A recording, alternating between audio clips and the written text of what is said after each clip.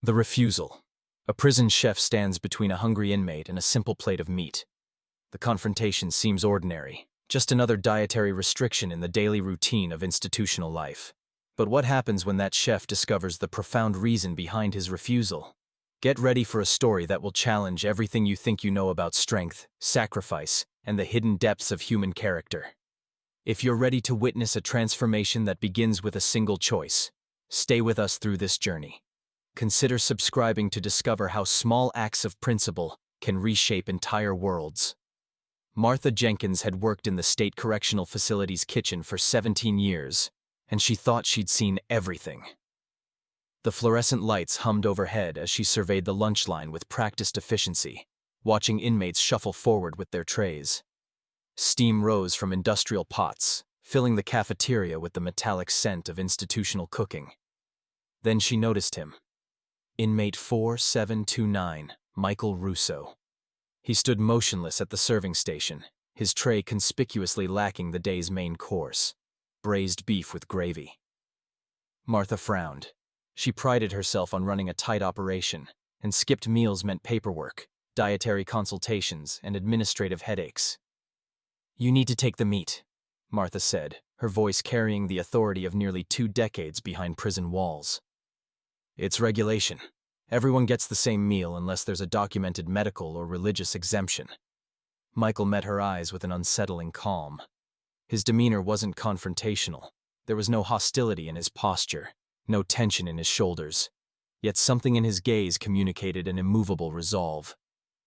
"I can't accept it, ma'am," he replied simply. Martha felt her jaw tighten. She'd dealt with troublemakers, manipulators, and men who'd test every boundary. This felt different.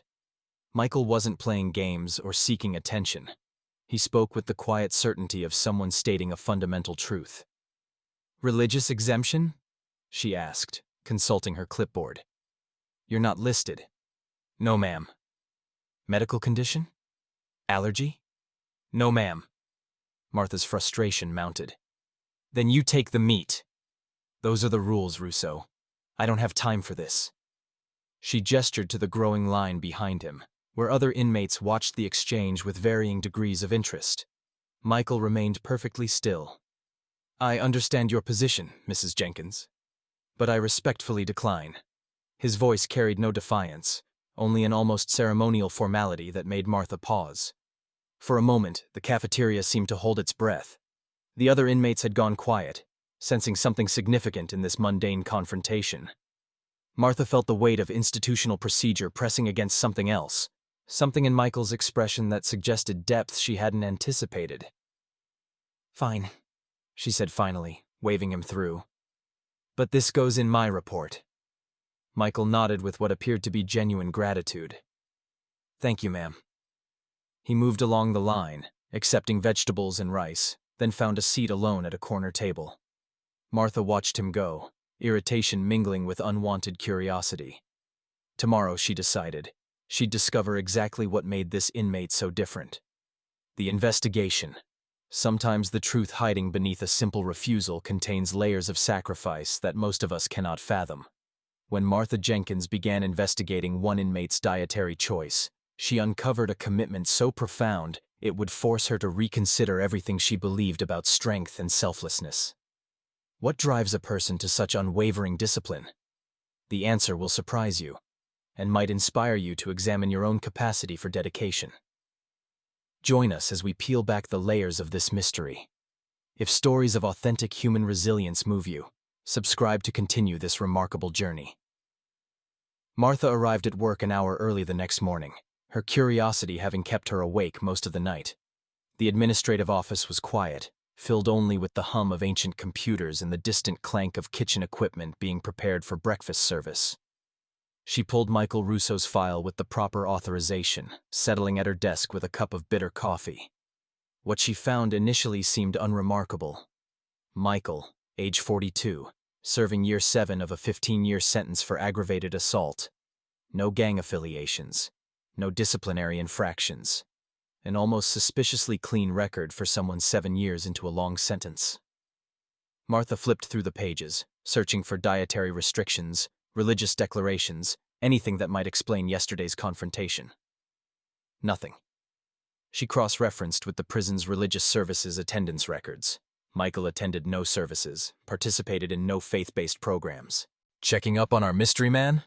Officer Rodriguez appeared at her cubicle entrance, coffee in hand. Carlos Rodriguez had worked the cell blocks for a decade, and he knew the prison population better than anyone. Russo, Martha confirmed. He refused meat yesterday, no explanation that makes sense. Rodriguez's eyebrows rose slightly. Russo. Yeah, I know him.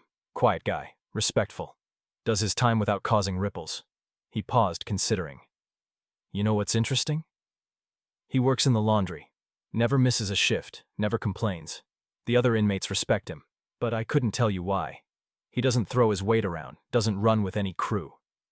Martha leaned back in her chair. So what's his deal? I honestly don't know, Rodriguez admitted. But I can tell you this, whatever he's about, it's genuine. I've been doing this long enough to spot the acts. Russo isn't performing for anyone. He sipped his coffee thoughtfully. You thinking about pushing the dietary issue? Martha considered. Technically, she could force compliance, document it as a disciplinary matter. But something held her back. That same quality she'd sensed yesterday. That quiet certainty that suggested depths worth understanding rather than crushing. I'm thinking about understanding it first, she said finally. Rodriguez nodded approvingly. Good instinct. The men who make the most noise in here are usually the ones with the least going on inside. The quiet ones? They're sometimes carrying weight you can't see. After Rodriguez left, Martha continued reading. She discovered that Michael had earned his GED in prison, then completed 2 correspondence courses, one in philosophy, one in nutrition science. That last detail caught her attention.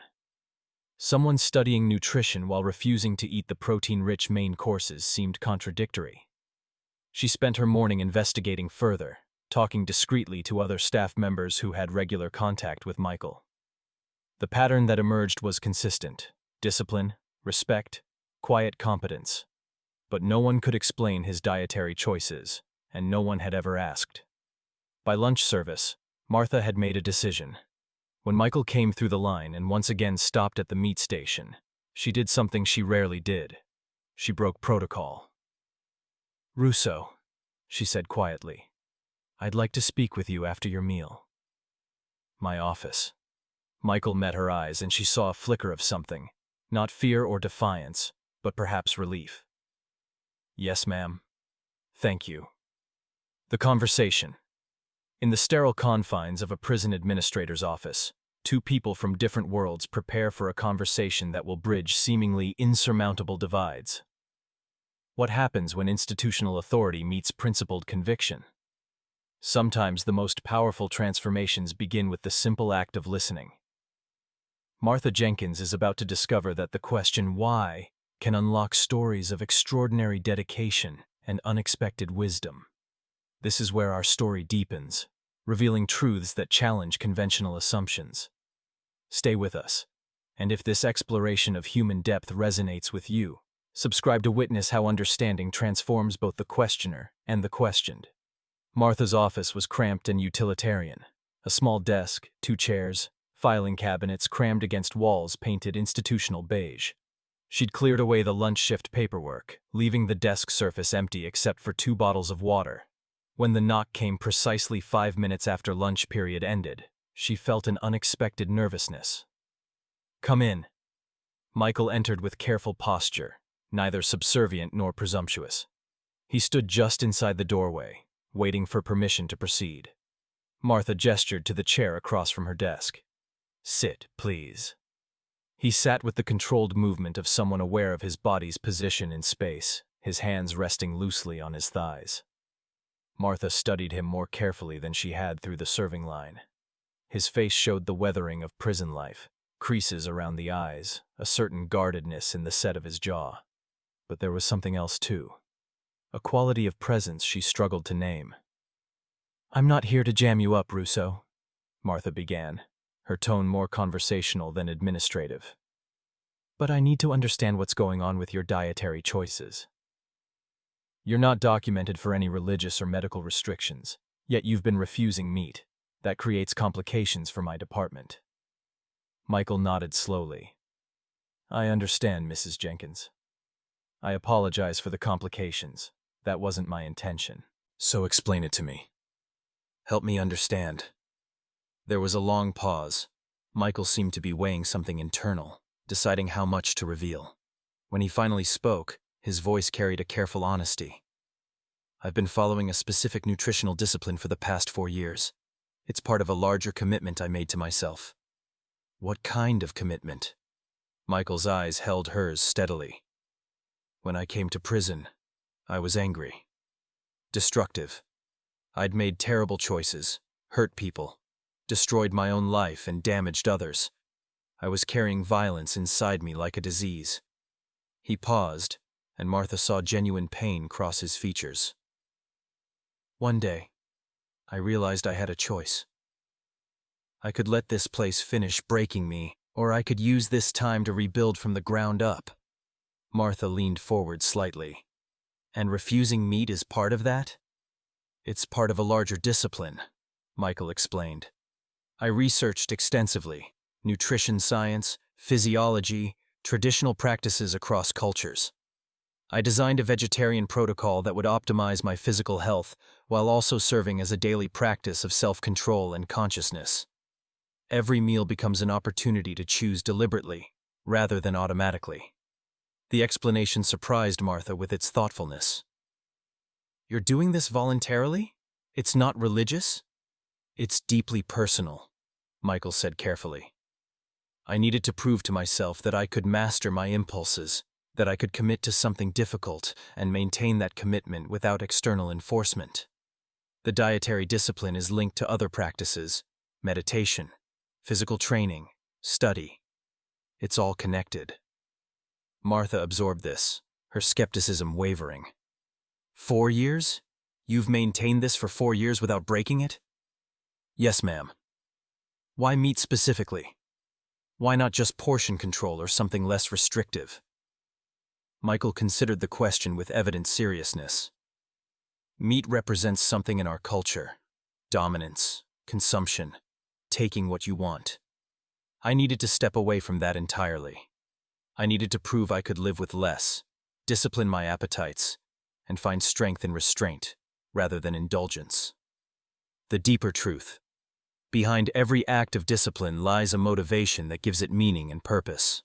Martha Jenkins thinks she's beginning to understand Michael Russo's vegetarian commitment, but the full truth runs far deeper than dietary choices.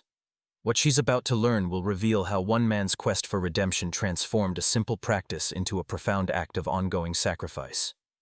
Are you ready to discover what truly drives extraordinary self-discipline? This chapter unveils the emotional core of Michael's journey, a revelation that might change how you view your own capacity for transformation. Subscribe now to ensure you don't miss the powerful conclusion of this conversation. Martha sat back, processing Michael's explanation. It made sense on one level: the psychology of self-discipline, the desire to prove control over base impulses. Yet something in his delivery suggested there was more to the story. The way he'd paused before answering, the careful construction of his responses, these indicated layers still concealed. That's admirable, Russo, she said finally. But I'm not sure I'm getting the complete picture. Michael's expression shifted almost imperceptibly. Martha, trained by years of reading inmates for signs of deception or manipulation, recognized the moment for what it was: a decision to trust or not to trust. You're perceptive, Mrs. Jenkins, Michael said quietly. There is more to it. I'm listening. Michael drew a slow breath, and for the first time, Martha saw his composure waver slightly. My daughter, Emma, was diagnosed with a rare autoimmune disorder when she was 8 years old. That was 11 years ago, 3 years before I came here. His voice remained steady, but Martha heard the strain beneath the words. Her condition requires an extremely restricted diet. No meat, no dairy, very limited processed foods. It's strict, it's difficult, and breaking from it can trigger severe reactions. Martha felt something tighten in her chest. And you're following the same diet? As closely as I can replicate it in here, yes. Michael's hands, previously still, now moved slightly as he spoke. When I was arrested, tried, and sentenced, Emma was 11. Her mother, my ex-wife, she's devoted herself completely to Emma's care. The dietary restrictions, the medical appointments, the constant vigilance. It's exhausting, isolating work. And you wanted to share that burden, Martha said softly, beginning to understand. I can't be there for her, Michael continued, and now the pain in his voice was unmistakable. I can't drive her to appointments, cook her meals, hold her when she's sick. I destroyed my chance to be her father in any practical sense when I made the choices that brought me here. But I can share her discipline. I can wake up every day and face the same dietary challenges she faces. I can prove to her, and to myself, that I'm connected to her struggle even from behind these walls. Martha found herself blinking against unexpected moisture in her eyes. Does she know you're doing this? Michael nodded. Her mother brings her for visits twice a year. I told Emma about it 2 years ago, when she was old enough to understand. I wanted her to know that even though I can't be with her, I'm walking beside her in this small way. The office seemed very quiet. Martha could hear the distant sounds of the kitchen, metal clanging, voices calling orders, but they seemed to come from another world entirely. That's why you've maintained it so strictly, Martha said. Breaking your diet would be like breaking a promise to her. Exactly, Michael confirmed. Every meal I share with her, even from hundreds of miles away, is a thread connecting us. It's the one thing I can control, the one way I can demonstrate that I'm thinking of her, that I'm disciplined enough to be worthy of her forgiveness someday. Martha sat with this revelation, feeling her initial irritation at the administrative inconvenience transform completely. This wasn't about religious conviction or nutritional optimization. This was about love expressed through the only channel available, voluntary shared suffering, disciplined solidarity with a daughter whose childhood he'd largely missed. Why didn't you request an official dietary accommodation? Martha asked. With medical documentation for your daughter, we could have arranged something. Michael's slight smile held no humor. I didn't want it to be easy, Mrs. Jenkins. I didn't want official permission or institutional accommodation. I needed it to cost me something. Daily effort, constant consciousness, voluntary sacrifice. If it's too easy, it doesn't mean anything. The difficulty is the point. The ripple effect. When one person's disciplined commitment becomes visible, it creates waves that touch unexpected shores. Martha Jenkins now understands Michael Russo's motivation, but understanding is just the beginning. What happens when knowledge demands action? How does one person's integrity challenge an entire system's assumptions? In this chapter, Martha faces a decision that will test her own principles and potentially transform not just her perspective, but the lives of those around her. Prepare for a story about how institutional compassion can emerge from individual courage. If you're invested in seeing where this transformation leads, subscribe to journey with us through the remaining chapters.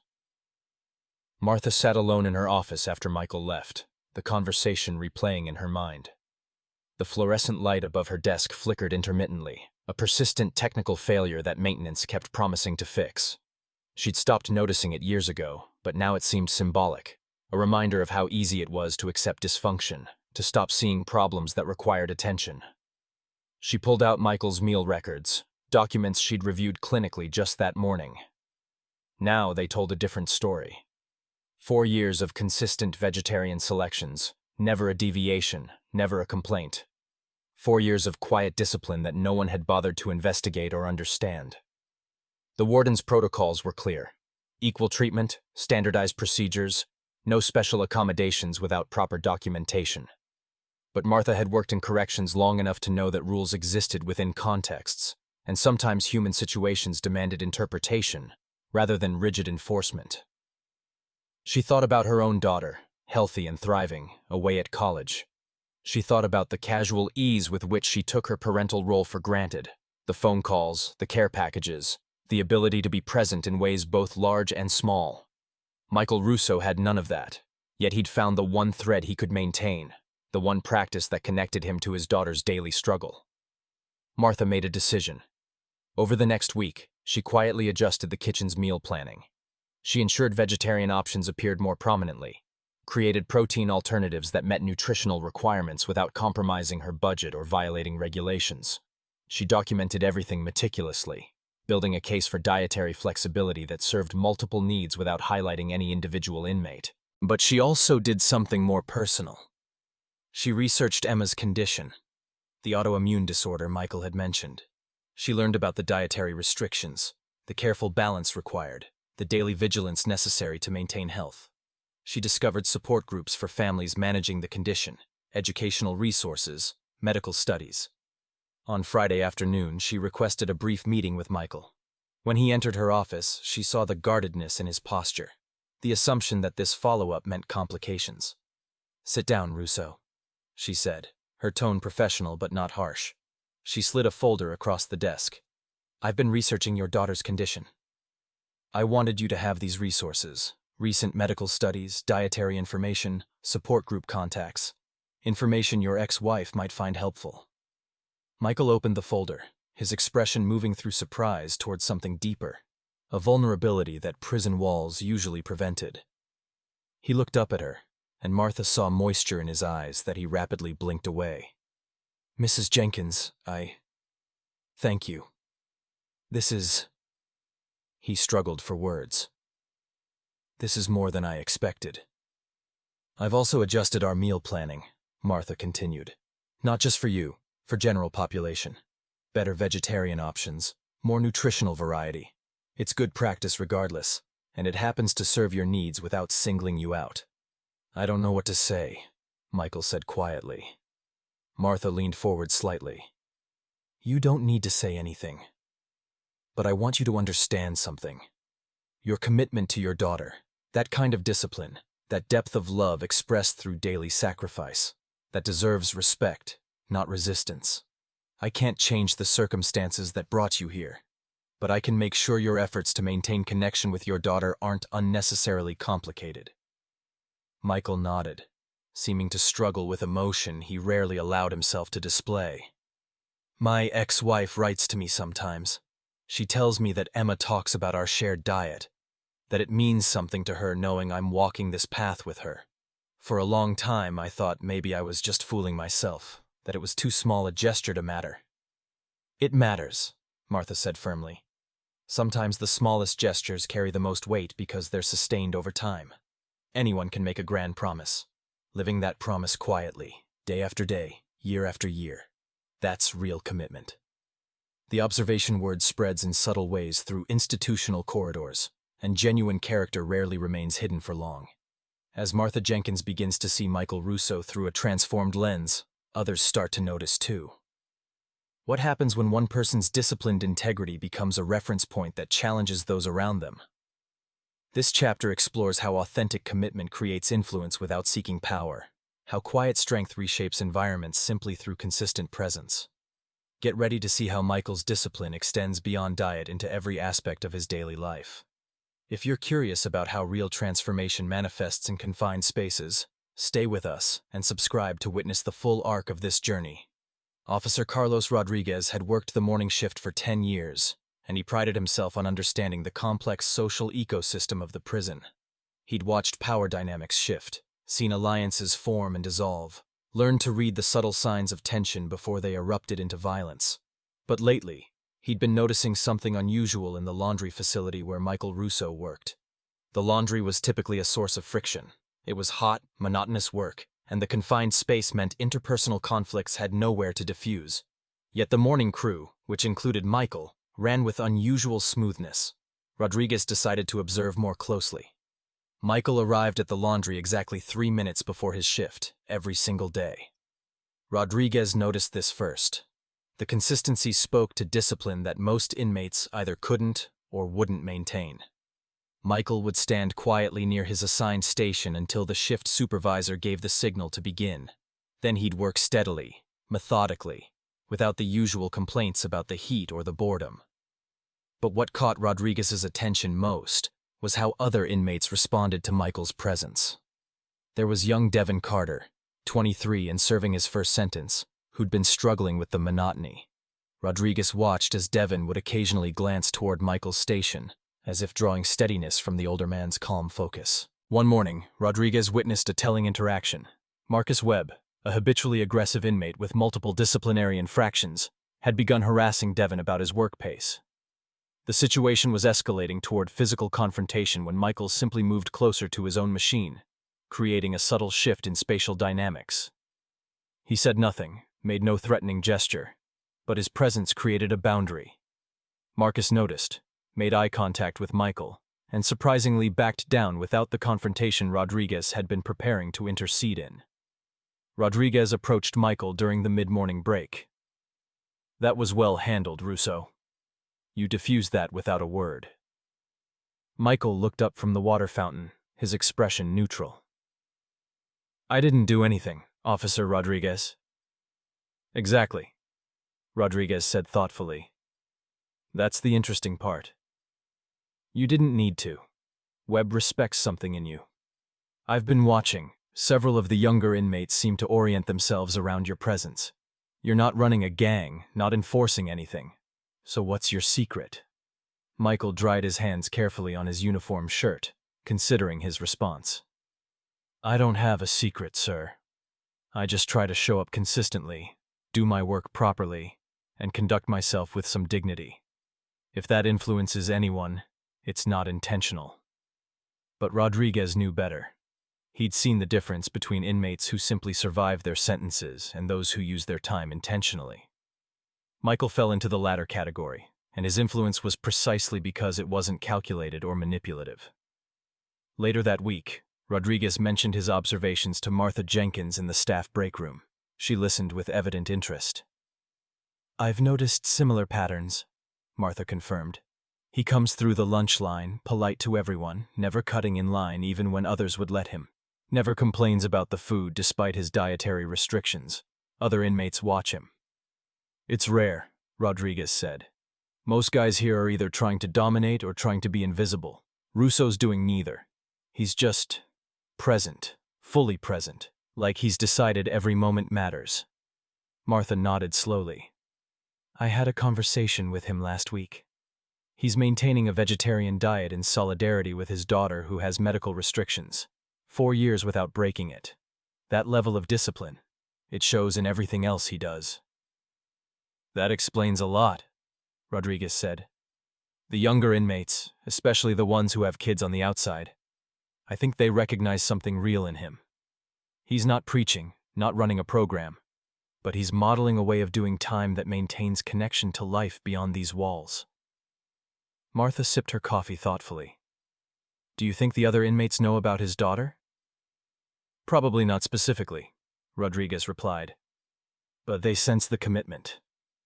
Inmates can spot authenticity. They've seen too many fake redemption stories, too many guys performing for parole boards. When someone is genuinely trying to be better, not for show, but for themselves, that registers." The crisis. Every disciplined practice eventually faces a test that reveals its true depth, or exposes its limitations. When a crisis strikes that challenges Michael Russo's carefully maintained commitment, the entire prison community watches to see if his discipline will hold or crack under pressure. Sometimes our greatest principles face their most severe examination in moments we least expect. This chapter brings conflict and choice, revealing whether Michael's vegetarian practice is merely habit or represents something more profound. The stakes have never been higher. If you're invested in discovering how true commitment responds under pressure, subscribe now to see this pivotal moment unfold. The crisis came on a Wednesday afternoon during the transition between lunch and dinner preparations. Martha was reviewing inventory when Officer Rodriguez burst into her office, his usual calm replaced by visible tension. "We've got a situation in the medical wing," he said quickly. "Michael Russo collapsed during his work shift. They've taken him to the infirmary. He's conscious but severely weakened." Martha felt her stomach drop. "What happened?" "Not entirely clear yet, but the medical staff suspects malnutrition. They're saying his protein levels are dangerously low, possible anemia. They want to start him on intravenous nutrition, but he's refusing treatment that includes animal-derived proteins." Martha grabbed her keys. "Take me there." The prison infirmary was a stark, clinical space. 6 beds separated by curtains, the smell of antiseptic sharp in the air. Dr. Sarah Chen, the facility's physician, met them at the entrance, her expression troubled. "He's stable but stubborn," Dr. Chen said without preamble. "His blood work shows significant nutritional deficiencies. His iron levels are critically low. I can treat this, but he needs protein supplementation, and he's refusing anything that contains animal products." "Can you work around it?" Martha asked. "Plant-based alternatives?" "Not quickly enough," Dr. Chen replied. "Look, I respect dietary choices, but this is a medical emergency. If he doesn't receive proper nutrition soon, we're looking at organ damage. I need to override his preferences." Martha felt torn between institutional responsibility and her understanding of what Michael's discipline meant to him. "Let me talk to him first." Michael lay in the furthest bed, his complexion pale against the white sheets, but his eyes were alert when Martha approached. Despite his obvious weakness, his expression held that same quiet determination she'd come to recognize. "Mrs. Jenkins," he said softly, "I'm sorry for the disruption." "Never mind that," Martha said, pulling a chair close to his bedside. "Michael, Dr. Chen says you need immediate protein supplementation. She's worried about organ damage if you don't receive treatment." "I understand," Michael replied, his voice weak but steady. "But I can't break my commitment. Not even for this." Martha leaned forward. "Your daughter would want you healthy. She wouldn't want you to risk permanent damage for her sake." Michael's eyes held pain that went beyond physical discomfort. "You don't understand, Mrs. Jenkins. This is all I have. This is the one promise I've kept perfectly for 4 years. If I break it now, what was it worth? How can I face Emma and tell her I maintained discipline until it became inconvenient?" "This isn't inconvenience," Martha said firmly. "This is your life." "My life is already limited," Michael countered. "I have 11 more years in here. What I don't have is unlimited opportunities to prove to my daughter that I'm capable of commitment, that my word means something. If I break this promise to save myself discomfort, what message does that send her about discipline, about sacrifice, about the values I'm supposedly trying to teach her?" Martha sat back, feeling the weight of his logic even as she disagreed with his conclusion. "So what do you want to do?" "There are plant-based protein options," Michael said, though the effort of speaking clearly exhausted him. "They might take longer, they might be less efficient, but they exist. I'm asking to be treated within my dietary parameters. If that means slower recovery, I accept that consequence." Dr. Chen, who'd been standing nearby, stepped forward. "Mr. Russo, I understand your position, but as a physician, I have an obligation to respect patient autonomy," Michael interrupted gently. "Unless I'm deemed mentally incompetent, I have the right to refuse treatment that violates my ethical commitments. I'm not refusing all treatment. I'm refusing one specific aspect that contradicts a promise I've made to my daughter. The solution. When opposing values collide, medical necessity versus personal integrity, the path forward requires creativity, compromise, and a willingness to see beyond binary choices. Martha Jenkins finds herself becoming an advocate in a system designed for standardization, fighting to honor Michael Russo's commitment while ensuring his survival. Sometimes the most profound solutions emerge when we refuse to accept that we must choose between compassion and principle. This chapter reveals how institutional structures can bend without breaking when guided by genuine care and persistent advocacy. Stay with us to see how crisis becomes opportunity. Subscribe to ensure you witness this crucial turning point. Martha stood in the infirmary, looking between the unconscious dedication in Michael's weakened eyes and the professional concern etched on Dr. Chen's face. The fluorescent lights hummed overhead, marking seconds that seemed increasingly precious. "Give me 24 hours, Martha said suddenly, her mind racing through possibilities. "Before you override his wishes, give me 1 day to find an alternative solution." Dr. Chen frowned. "Mrs. Jenkins, this is a medical situation. I appreciate your concern, but 24 hours, Martha repeated, her voice carrying an urgency that surprised even herself. "You can stabilize him with fluids, manage his symptoms. If I can't arrange appropriate plant-based supplementation by tomorrow at this time, then we discuss next steps. But give me the chance to try." Dr. Chen studied Martha's expression, then looked back at Michael. Fine. 24 hours. But I'm monitoring him closely, and if his condition deteriorates further, I'm intervening immediately regardless. Martha nodded and left the infirmary at nearly a run. Back in her office, she began making calls with a determination that surprised her. First to the prison's nutrition supplier. Could they source high-quality plant-based protein supplements? The representative promised to check inventory and call back. Then Martha did something she'd never done in 17 years of prison work. She called her personal physician, Dr. Robert Morrison, explaining the situation. "You're right that plant-based options exist," Dr. Morrison confirmed. Pea protein isolate, hemp protein, spirulina, all can provide complete amino acid profiles.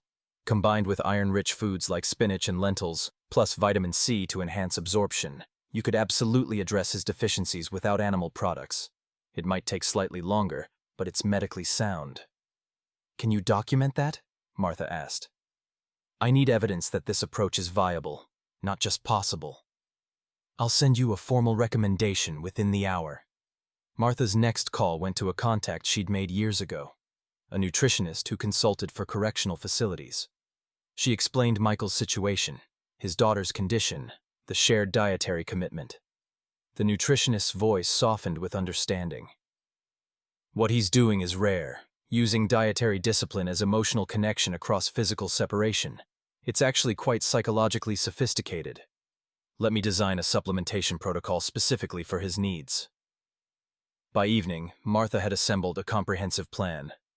Plant-based protein supplements the prison could source immediately, a modified meal plan incorporating high-iron plant foods, documentation from 2 medical professionals confirming the approach's viability, and even sample menus showing how Michael could meet his nutritional needs within his ethical parameters.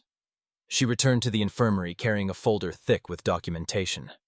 Michael was awake, sipping water slowly. Dr. Chen stood nearby, checking monitors. "I have a proposal," Martha announced, laying the folder on the bedside table. "A plant-based supplementation protocol designed specifically for your deficiencies. 2 outside physicians have reviewed it and confirmed it's medically sound. It will take longer than conventional treatment, but it will work without violating your dietary commitment." Michael's expression moved through surprise towards something that looked almost like hope. He reached for the folder with a shaking hand, scanning the documents Martha had assembled. "How did you—" he began, then stopped, emotion overtaking his words. "You committed to 4 years of discipline for your daughter," Martha said simply. "I committed to 24 hours of phone calls for you. Not quite the same scale, but both matter." Dr. Chen took the folder, reviewing the documentation with a physician's critical eye. Martha watched her expression shift from skepticism toward cautious acceptance. "This could work," Dr. Chen admitted finally. "It's not what I'd choose as fastest intervention, but it's medically defensible. The supplementation protocol is comprehensive." She looked at Michael. "You'll need to be absolutely compliant. No skipping doses, no refusing foods we prepare specifically for your recovery. Can you commit to that?" "Yes," Michael said, his voice gaining strength. "Absolutely yes." "Then we proceed with this plan," Dr. Chen decided. "But I'm monitoring you daily. Any sign your recovery isn't progressing, we revisit our options." Martha felt a weight lift from her shoulders that she hadn't fully recognized she'd been carrying. She looked at Michael and saw in his expression something beyond gratitude, a recognition of being truly seen, truly understood. "Thank you, Mrs. Jenkins," Michael said quietly. "You didn't have to do this." "Yes," Martha replied. "I did." The transformation. When one person's crisis becomes a catalyst for systemic change, the impact extends far beyond individual circumstances. Martha Jenkins's advocacy for Michael Russo has begun to shift something fundamental, not just in prison policies, but in how the institution understands the human beings in its care. This chapter explores how genuine compassion creates ripples that transform culture, how seeing one person's full humanity helps us recognize everyone's dignity. The changes emerging from this crisis will surprise and inspire you. If you've been moved by this journey, subscribe to ensure you witness the full scope of transformation that's still unfolding. 3 weeks after Michael's medical crisis, Martha sat in a meeting room with Warden Patricia Hughes, Officer Rodriguez, Dr. Chen, and the prison's nutritionist. Michael was recovering steadily, his strength returning through the carefully monitored plant-based protocol. But the situation had prompted larger questions about how the facility approached dietary needs and personal commitments. "We need to acknowledge that Russo's case revealed gaps in our system," Warden Hughes said, her tone thoughtful rather than defensive. "We had protocols for religious dietary accommodations and medical restrictions, but nothing for ethical commitments rooted in family connection. That's a blind spot." Martha had prepared for this meeting carefully. She distributed documents outlining a proposed policy framework, expanded dietary accommodation categories, a consultation process for unusual requests, nutritional oversight, ensuring no inmates compromised their health regardless of dietary choices. "The key insight," Martha explained, "is that we were treating dietary needs as if only certain categories of motivation deserved respect. Religious conviction, yes. Medical necessity, yes. But personal ethical commitments? We had no framework for understanding or accommodating those, even when they're deeply meaningful and psychologically important." Dr. Chen nodded. "From a medical standpoint, what matters is ensuring nutritional adequacy. The source of protein is less relevant than meeting physiological needs. We can support various dietary approaches as long as we monitor health outcomes." Rodriguez leaned forward. "I think there's a larger principle here. Russo maintains his dietary discipline as connection to his daughter, but I've noticed how his example has influenced other inmates. Young guys who saw his commitment have started thinking about their own connections to family outside, their own ways of maintaining those bonds. His integrity is quietly contagious." "That's exactly the point," Martha said. "When we respect inmates' meaningful commitments, when we see them as whole people trying to maintain dignity and connection, it changes the entire culture. Russo never caused problems, never demanded special treatment. He simply lived according to principles he'd set for himself. We almost punished that integrity because it didn't fit our existing categories." Warden Hughes studied the proposed policy framework. "This is well conceived, Martha, but implementing it will require staff training, possibly some budgetary adjustment for expanded meal options. I'll need to present this to the board." "I understand," Martha replied, "but I'd argue it's worth the investment. Respecting inmates' ethical commitments isn't just humanitarian, it's practical. Michael Russo has become an informal, stabilizing influence in the facility. Other inmates respect him because they recognize his discipline is genuine, not performative. That kind of authentic integrity naturally creates more positive dynamics than any punitive measure we could impose." Over the following weeks, Martha began implementing changes even before formal policy approval. She expanded vegetarian options in daily meal planning, ensuring they met complete nutritional profiles. She created a consultation process allowing inmates to request specific dietary accommodations with clear documentation of their reasoning and oversight of their health. Michael returned to work in the laundry, his strength fully recovered. But Martha noticed something had shifted. More inmates were choosing vegetarian options at meals, some for health reasons, some inspired by Michael's commitment, others simply trying a different approach.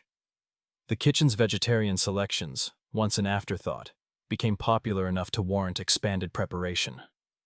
Officer Rodriguez reported that several younger inmates had approached Michael asking about his discipline, his connection to his daughter, his methods for maintaining commitment. Michael hadn't sought this influence, but his consistent integrity had created natural mentorship opportunities. One afternoon, Martha received a letter addressed to her at the facility. The return address showed it was from outside the prison. She opened it with curiosity. "Dear Mrs. Jenkins, my name is Rachel Russo. I am Michael's ex-wife and Emma's mother. Michael wrote to tell me about your advocacy during his recent medical crisis, and how you helped him maintain his dietary commitment to Emma, even when it created complications. I wanted you to know what this means to our daughter. Emma is 16 now, navigating her condition with the typical challenges of adolescence. Knowing that her father maintains the same dietary discipline, even in prison, even when it's difficult, it gives her strength on hard days. She tells her friends about it. She draws courage from his commitment. You didn't just help Michael medically. You helped him keep a promise to his daughter. As her mother, I thank you more than words can express. Gratefully, Rachel Russo. Martha read the letter 3 times, feeling warmth spread through her chest. She carefully filed it in her personal records, a reminder of why small acts of understanding mattered so profoundly. The legacy. Every story of transformation asks us to consider what endures after the immediate crisis passes. Michael Russo's journey from dietary refusal to medical emergency to systemic change reveals how individual integrity can reshape institutional culture.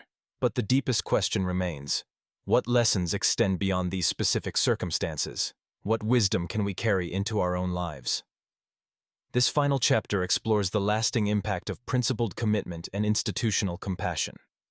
Prepare for insights that transcend this particular story and speak to universal truths about human dignity, discipline, and the power of consistent integrity. If this journey has moved you, subscribe to stay connected with stories that illuminate our shared humanity. 6 months after Martha Jenkins first confronted Michael Russo about his dietary refusal, she stood in the kitchen during the evening meal preparation, watching the dinner service with new eyes.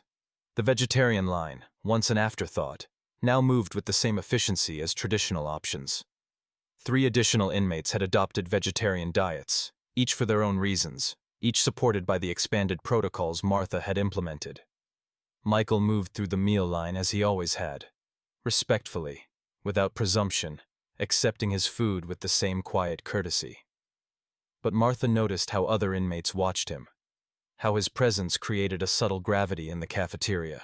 He never preached, never advertised his discipline, yet his consistency spoke volumes to those paying attention.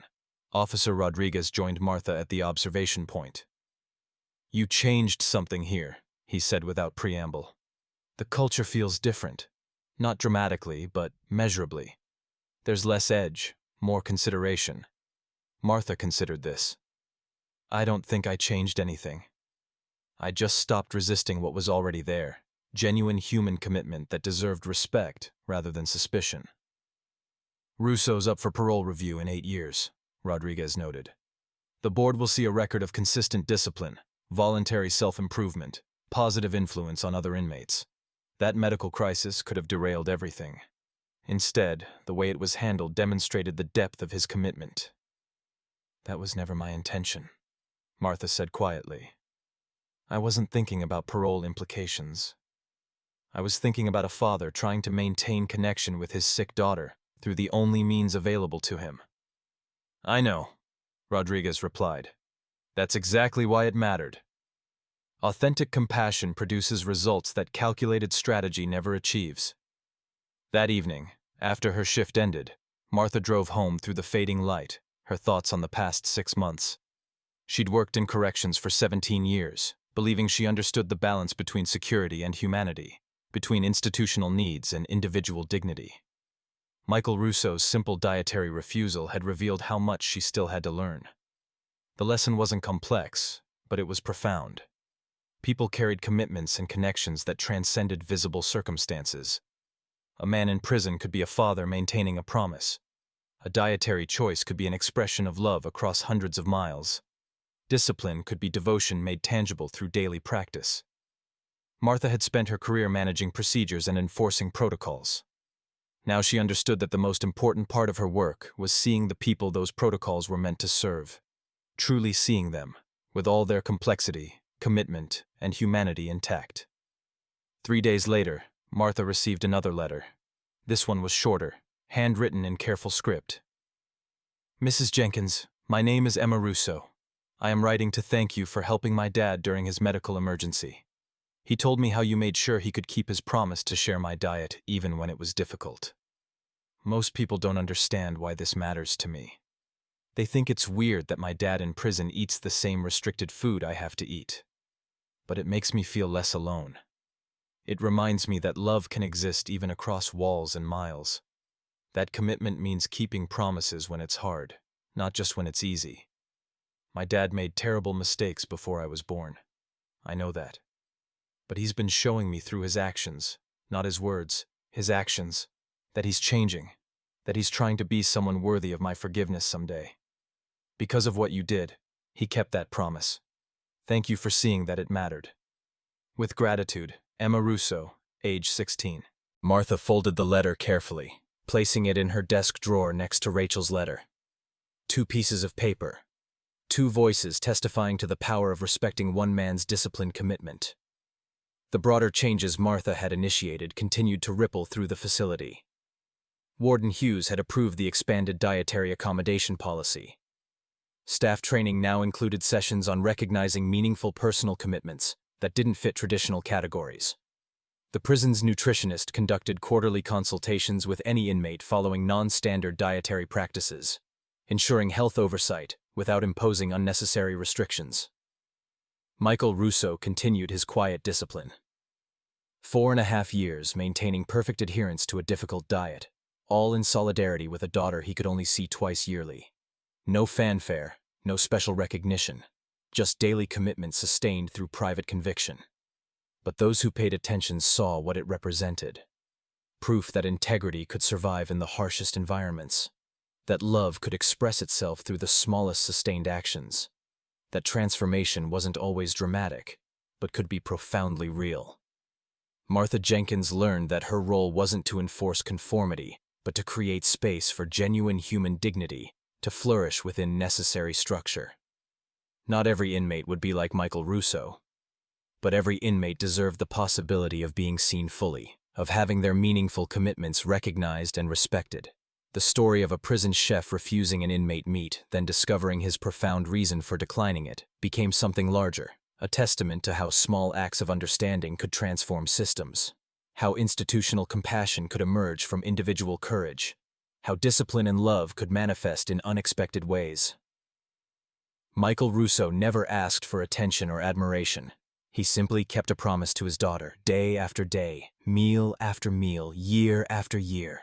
That quiet integrity changed more than his own life. It changed how an entire facility understood the people in its care. And in the end, perhaps that's the deepest wisdom. We transform the world not through grand gestures, but through sustained commitment to principles larger than ourselves, through promises kept when no one's watching, through love expressed in daily discipline that asks nothing for itself. Martha Jenkins learned this from a man who refused to eat meat. Michael Russo learned it from a daughter whose medical condition required dietary restriction. Emma Russo learned it from a father who chose to share her burden even from behind prison walls. The lesson remains for anyone willing to receive it. Authentic integrity, disciplined love, and sustained commitment possess power that transcends circumstances, transforms culture, and creates connection across any divide. If this story moved you, consider how you might express commitment through consistent small actions. What promises are you keeping when no one's watching? What discipline connects you to those you love? The power lies not in dramatic gestures, but in sustained daily practice that demonstrates your deepest values. Let Michael Russo's journey remind you that authentic transformation happens one meal, one choice, one kept promise at a time.